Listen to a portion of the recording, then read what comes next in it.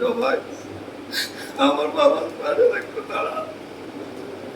আমি তারেক রহমানের উদ্দেশ্যে এমন লক্ষ্মীপুরের নেতা এনি ভাইয়ের উদ্দেশ্যে বলতে চাই, আমার বাবা এ দল করতে চায় সর্বসত্য হয়ে গেছে।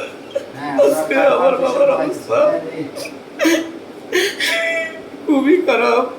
আপনারা সবাই আমার বাবার পাশে একটু দাঁড়ান, আমার বাবার উন্নত চিকিৎসার জন্য বাইরে যাওয়ার ব্যবস্থা করে দেন।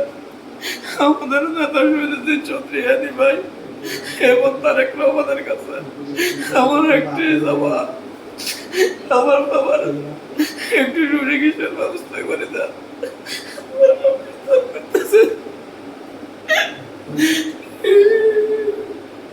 কিছু করতে পারে নাই, আমাদের নাম মিথ্যা মিথ্যা অপবাদ।